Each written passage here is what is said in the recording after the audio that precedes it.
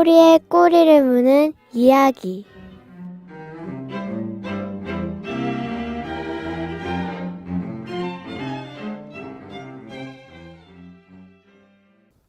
꼬리에 꼬리를 무는 이야기. 오늘도 하나님이 주시는 상상력과 관찰력으로 세상을 바라보고 우리 자신을 살펴보는 시간 가져봅니다. 포항공대 엔지니어링 대학원의 최호진 교수님 모셨습니다. 안녕하십니까? 안녕하세요. 교수님, 오늘 주제는 무엇인가요? 예, 신상필벌입니다. 사자성어를 쓰셨어요. 신상필벌, 상과 벌에 대한 그런 이야기죠. 맞습니다. 정확히 무슨 뜻인지 한번 소개해 주시죠. 예, 상을 받을 사람한테 상을 주고 벌을 줄 사람한테는 반드시 벌을 줘야 된다, 이런 뜻입니다. 예, 이 중국 고사에서 유래된 말인데요. 이 상왕이라는 사람이 있었어요. 이 상왕이라는 사람이 그 유명한 이 법가에 속하는 사람입니다. 천하를 통일을 하려면 어떤 법이 있어야 되는데 그 법에 충실하는 게 좋다, 뭐 이런 얘기죠. 그래서 사실은 이 진날의 유학자였는데요. 이 상나라의 분봉을 받아 후작이 되어서 상앙으로 부르며 본래성은 희, 공손, 앙 이렇게 얘기합니다만 예, 이 사람이 사실은 무슨 영향을 주었나 하면 중국의 지금도 중국의 통일을 이룩한 진시황의 결정적 영향을 준 사람이 상황입니다. 어떤 영향을 줬나요? 이게 법으로, 그다음에 철저하게 상과 벌을 뚜렷하게 함으로 인해 가지고 국가의 질서를 확립한 데는 이거보다 더 좋은 게 없죠. 지금도 마찬가지예요. 네, 대충 넘어가지 말고 잘한 사람은 꼭 상을 주고 격려하고 또 잘못한 사람은 반드시 벌을 줘라. 작지만 강한 나라 싱가포르이 좀 신상필벌에 철저하지 않을까요? 아주 철저하죠. 지난 시간 같이 이 태형의 여전히 존재를 하고 법치로서는 아마 세계에서 두째가라면 서로 할 만할 거예요. 네. 상황이라는 사람이 신상필벌이라는 말을 썼나요, 그러면?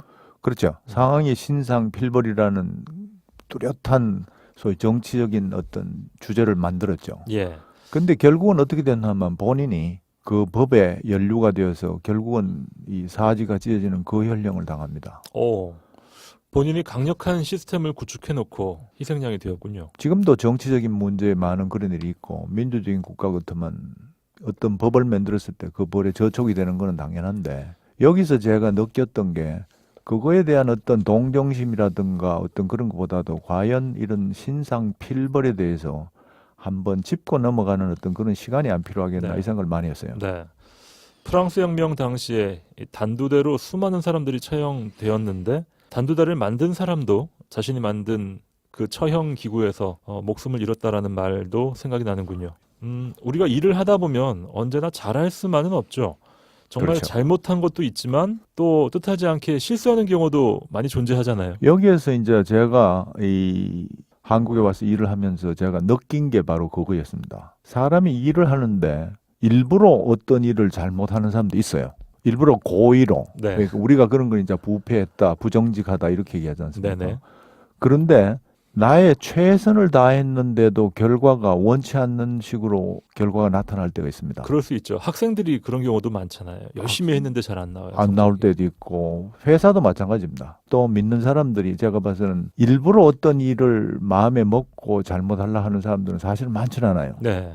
그래서 제가 여기서 구분을 해야 되는 게 아니겠나 하는 것 때문에 이 오늘 주제를 들고 나왔습니다. 그렇군요. 예를 들어서 죄를 벌하는 거에 대해서는 저는 100% 찬동을 하고 그렇습니다. 실수를 했을 때 동일한 벌을 내리는 거에 대해서는 굉장히 생각을 해봐야 된다, 이런 생각을 해요. 네. 하지만 대부분 죄를 짓고도 실수했다라고 얘기를 할 수 있으니까 그게 문제죠. 여기서 지금 중요한 점이, 그래서 이 믿음을 가진 사람들이 특히 중요한 게 죄에 대한 정의가 굉장히 중요합니다.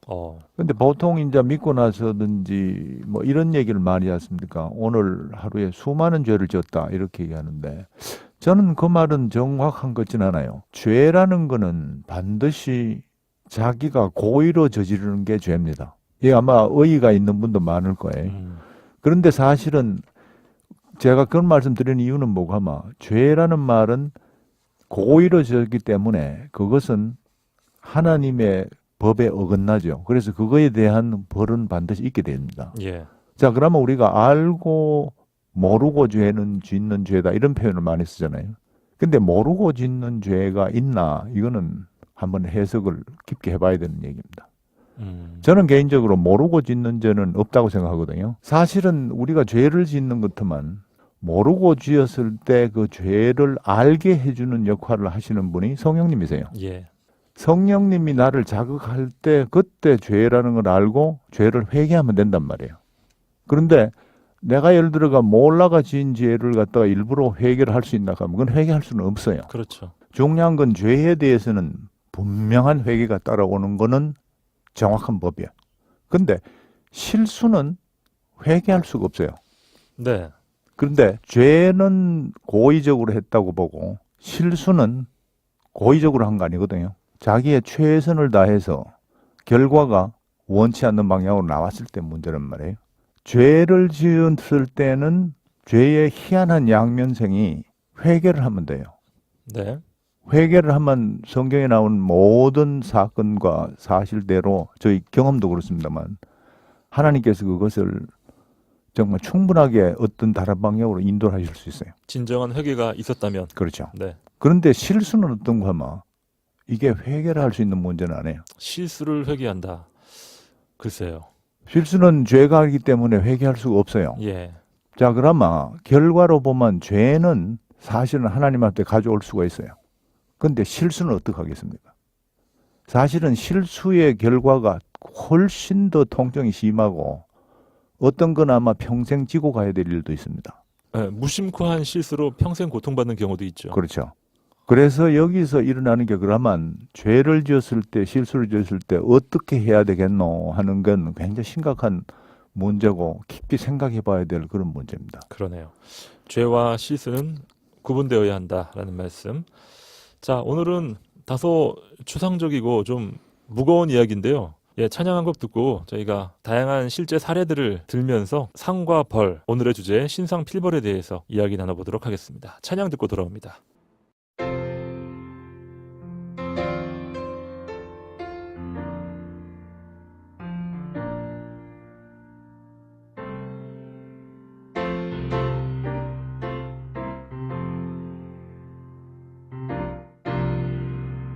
What a friend we have in Jesus. All our sins and griefs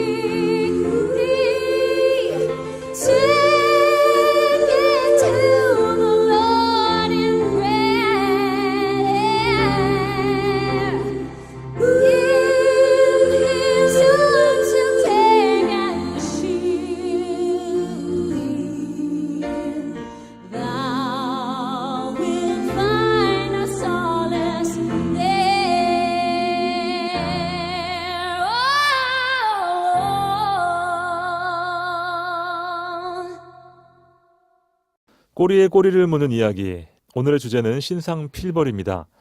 자, 상과 벌, 사람을 아주 예민하게 만드는 그런 주제예요, 교수님. 그렇습니다. 교수님도 일하면서 가끔 실수도 하고 또 잘못도 범하고 그러시나요? 그 결과가 가슴에 매이게 아프는 경우가 많죠.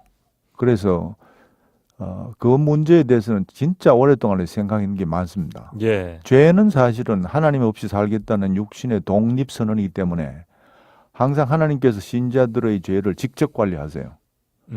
그리고 죄를 관리하실 때 회개라는 강력한 무기를 우리에게 허락하십니다. 예.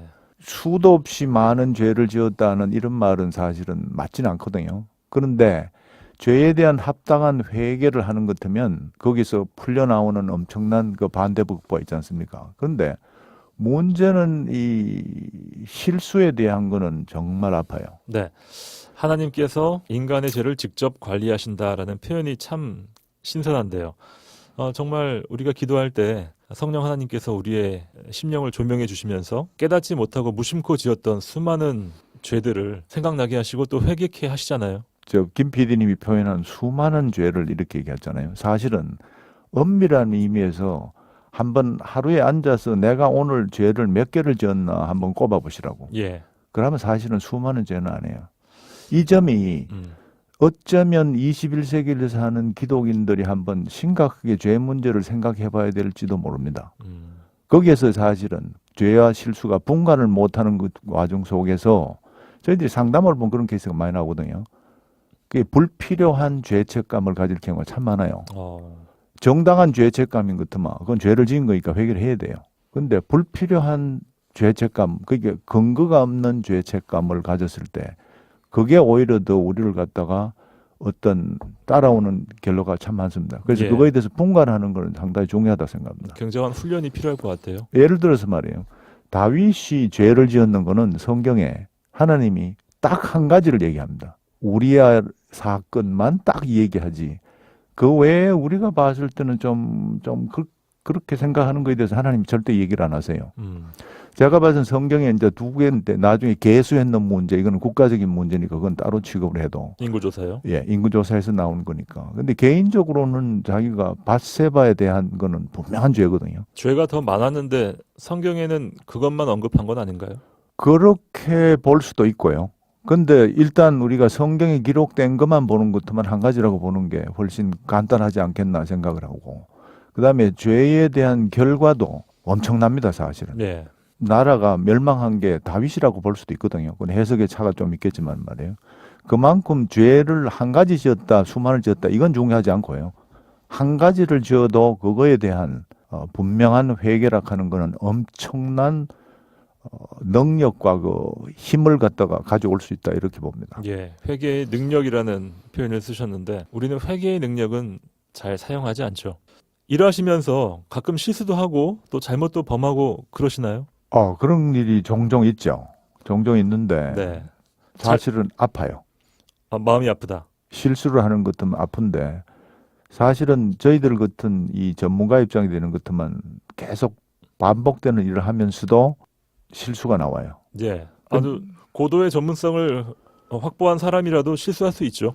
실수를 했을 때 제 행동을 제가 이렇게 쭉 주시해 봅니다. 네. 제일 먼저 하고 싶은 게 없었으면 안 했으면 싶은 생각이 들고, 그 다음에는 이걸 어떻게 회복을 하나. 그렇죠. 근데 실수는 사실은 회복할 수 있는 일은 아닙니다. 그게 회복할 수 있는 것 같으면 실수 축에도 안 들어가고 말이에요. 맞습니다. 그래서 그런데 우리가 시간을 많이 보내요. 그 대신에 그거를 실수를 했을 때 그 진짜 아프거든요. 네. 어떤 거는 소위 말해서 영구히 어떤 상처가 남을 게 있단 말이에요. 회복할 수 없는 그런 것도 만드는데, 그럴 때도 마찬가지고 저는 죄도 마찬가지고 결국은 하나님한테 가져오고 털어놓을 수 있는 것, 그것을 만드는 게 중요하다고 생각합니다. 예. 또 이런 것들을 예방하기 위해서 여러 가지 또 사람들은 끊임없이 많은 장치들을 만드는데 뭐 수많은 방법들을 동원하고 있지 않습니까? 사실은 이것을 있는 대로 가까운 사람들한테 자기 마음을 열기 시작하는 것 같으면 그건 일종의 반성이지 않습니까? 예. 근데 그 반성을 할 때 물론 아플 거예요. 거기에 대해서 어떻게 여러 가지 방법이 나오는데, 그럼에도 불구하고 있는 대로 오픈하는 여는 어떤 그런 과정은 중요합니다. 사실 일을 하는 데 있어서 이미 지나간 것에 대해서는 앞으로 잘하면 되지 하면서 과거의 시행착오 또 실수, 죄 사실 하나님 앞이나 조용히 좀 덮고 갈 때가 참 많잖아요. 저는 조용히 덮을 수도 있고 열 수도 있고 그 방법은 사실은 무한하게 많다고 생각하거든요. 어떻게 딱 주어진 것보다도. 근데 제가 와서 이제 회사 와서 일을 이래 하다 보는 것 같으면 저희들이 한국 사람이 가지고 있는 문화권에서는 어떤 일을 얘기하는 걸 극히 꺼려합니다. 그리고 보통 이제 회사에서 절차를 봤는데 어떤 공사를 했는데 그 공사가 성공했다. 물론 그러면 이제 상을 주기도 하고 여러 가지 있겠죠. 근데 실패를 했을 때 거기에서 중요한 게 뭐가 하면 반성회를 가지는 거거든요. 어떤 일이 끝났을 때 평가회나 또 반성의 시간을 가지면서 이런 일은 이랬고 내가 이때는 이렇게 했었다. 그런 것들을 서로 나누고 다른 사람에 대해서 이야기하는 것 참 쉽지 않은 부분이거든요. 어려워요. 우리가 가진 문화에서는 죄와 실수를 분간을 갖다 거의 잘 안 합니다. 일단 뭐 결과로 놓고 보니까요. 결과론적으로 보고 그다음에 특히 이익 집단인 회사에 오는 것만 일이 프로젝트가 실패를 했다 그런 것만 사실은 누가 책임을 져야 되나 하는 그게 먼저지. 여기에서 우리가 실패했는 이 프로젝트에서 교훈을 얻자는 생각은 의외로 적어요. 예. 왜냐하면 결과가 너무 심각하기 때문에 그렇습니다. 네, 뭔가를 배우는 것보다는 잘 되었냐 못 되었냐, 잘 되면 다 덮고 지나가는 거죠. 그렇죠. 그래서 전 사실은 한국 사회나 한국 회사가 한 단계 높은 수준으로 넘어가기 위해서는 지금 어떤 문화의 변화가 와야 된다고 생각하는 게 일단 실수일 경우에는 용인해주고 죄인 경우에는 거기에 맞는 벌이 들어간다는 말씀이시죠. 그렇죠. 실수나 죄나 사실은 결과가 안 좋은 거는 마찬가지잖아요. 그렇죠. 근데 실수를 하는 건 아까 말씀드린 것처럼 최선을 다했기 때문에 다른 뭐가 있는 게 굉장히 중요합니다. 예를 들어서 성경에서는 뭘 얘기를 하는가 하면 가나안 땅에 들어갔을 때 도시를 건설할 때 제일 먼저 하는 게 뭐겠어요? 도피성입니다. 도피성을 건설한 이유는 뭐고 하면 사람들로 하여금 죄에 대해서는 두려움이 많고 그거에 대한 결과를 받아야 되는 거는 그건 하나님의 법이에요. 근데 실수를 할 수 있잖아요. 그렇죠. 실수를 하는데 동일한 벌을 주는 것 같으면 그 문화가 두려움의 문화로 바뀝니다. 하나님을 두려워하지 않고 사람을 눈을 두려워하는 현상으로 생길 가능성이 굉장히 많아요. 그래서 제가 이 한국에 와서 본 것 중에 하나가 뭐가 하면 회사 내에서 실수에 대한 두려움이 너무 많아요. 그래서 예. 어떤 일에 결정하는 게 굉장히 힘듭니다. 죄에 대한 것들은 분명히 끝까지 추궁을 해야 되지만 실수는 얼마든지 용인해주는 문화가 되어야 된다. 저는 봐서 바른 방법은 뭐가 하면 실수에 대한 거를 물론 장려를 할 수는 없지 않습니까? 그렇죠. 실수는 하지 않아야 되는데 네. 교훈을 받는 그게 굉장히 중요합니다. 네. 예를 들어서 말이에요. 서해 유성룡이 임진왜란 전편을 갖다가 관장했던 그 영의정이랬는데. 그렇죠. 이순신을 청구한 사람도 유성룡이었죠. 예. 그래서 엄밀한 의미에서 이순신은 서해가 없었으면 성립을 안 하는 그런 역학관계였어요. 예. 근데 서해가 사실은 친구 중에 하나가 누군가 하면 학봉 김성일 선생이었습니다. 네. 근데 김성일 선생이 사실은 일본을 갔다 와서 보고를 잘못했다고요. 임진왜란 이전에 일본이 한반도에 침략할 가능성이 있는지 없는지를 판단하는 역할을 했던 두 사람 중에 한 사람이죠. 그렇죠. 학봉이 일본이 전쟁을 안 할 거라고 보고를 한 거예요. 네, 학봉이. 그렇게 보고를 했는데 결국은 전쟁이 났으니까. 쳐들어왔죠. 근데 보통 같으면 그거는 굉장한 사형감입니다. 사형감이고 실수잖아요. 뭐 죄라고 얘기할 수도 있고 실수라고 할 수도 있고 뭐 여러 가지가 할 수 있는데 서해 유성룡이 잘못된 자에게는 엄중한 벌을 주고 잘못을 인정하고 실수를 만회하려는 자에게는 기회를 주는 재상이었습니다. 예를 들어서 왜군의 첩자 노릇을 하던 김술량을 목을 베서 군기를 잡았고 왜군 침입 가능성 불가를 보고했던 학봉 김성일에게는 기회를 줍니다. 잘못된 틀린 보고였죠. 틀린 보고였고 그 틀린 보고를 했기 때문에 결국은 임진왜란의 그 상처가 굉장히 컸습니다. 여기서 중요한 건 뭐고 하면 학봉은 전국정 어벙봉기의 총매 역할을 합니다. 그리고 자신도 2차 진주성 대첩에서 아들 둘과 함께 사실은 그 집은 대가 다 끊어지는 겁니다. 예. 진주성 대첩은 임진왜란의 3대 대첩이잖아요. 그렇습니다. 예. 임진왜란의 이야기 속에 또 그런 또 숨은 일화가 있었군요. 예, 그래서 사실은 우리가 어떤 위치에 있을 때 네. 이 죄와 실수를 분간할 수 있는 그 영안을 가지는 것은 저는 굉장히 중요하다고 생각합니다. 네. 한 번 더 기회를 주고 또 우리가 신상 필벌이라는 이름으로 가능성의 싹들을 잘라내면 안 되겠다. 이 교회 안에서도 사실 새로운 시도나 접근들을 이런 선례가 없었다. 또 이런 것들은 너 이거 잘못되면 책임질래. 이런 식으로 우리가 잘못된 접근을 하는 경우도 있는 것 같아요. 사실은 이게 그렇게 간단하게 말로 했을 만큼 간단하진 않아요. 왜 그런가 하면 죄는 죄거든요. 그리고 죄에 대한 것은 반드시 하나님께서 물으시니까 죄에 대해서 어떠한 합리화는 있을 수는 없습니다. 그런데 만약 그게 자기의 고의성이 포함되지 아니하는 실수에 속하는 것 같으면 기회를 주는 것은 성경적입니다. 예. 아까 말씀드린 것이 도피성에 대한 것은 분명하게 하나님께서 만들어 놓은 구제책입니다. 그렇죠. 참 죄와 실수 이것으로부터 우리가 자유하다면 아무 문제가 안 될 텐데 우리가 사람이기 때문에 그것이 누구에게나 다 한계를 지닐 수밖에 없고 또 살다 보면 한계의 지점을 만날 수밖에 없더라고요. 그렇죠. 여기서 사실은 한계점을 만났을 때 우리가 어떠한 행동을 취하는가, 그 한계점을 부닥쳤을 때 내가 어떤 것으로 소화를 할 수 있는가, 이것은 굉장히 중요한데요. 예. 한계점에 부닥쳤을 때 사실은 너무 힘들잖아요. 그렇죠. 너무 아프잖아요. 통증이 극한으로 이를 수도 있습니다. 음. 그런데 어떻게 보는 것도만 관점을 바꾸는 것도만 그 한계점이 바로 성장을 촉진하는 점도 됩니다. 그래서 성장 한계점을 만났을 때는 극한의 어떤 점에 도달할 겁니다. 그랬을 때 대개 인생은 죄나 실수를 통해서 일어난 난관을 만나면 첫 번째는 난관을 당하지 않기를 원합니다. 예. 뭐 전 잘못됐다 잘했다 보다도 그런 게 객관적으로 일어나고 피해가려고 하죠. 피하고 싶습니다. 도망가고 싶고. 그런데 사실은 이 난관을 만났을 때 100% 한번 대면을 하라고 저는 권하고 싶습니다. 나가 떨어지면 어떻게 하죠? 아프죠? 네. 그 아픔을 있는 그대로 수용을 하자 이런 말입니다. 그게 어떤 면에서는 신앙인이 가질 수 있는 특권이 아닌가 생각하는데요. 만일 그 아픔을 통해서 하나님이 다음 길로 인도하신다 하면 우리가 어떡하겠어요? 그럼 예. 피하면 안 되거든요.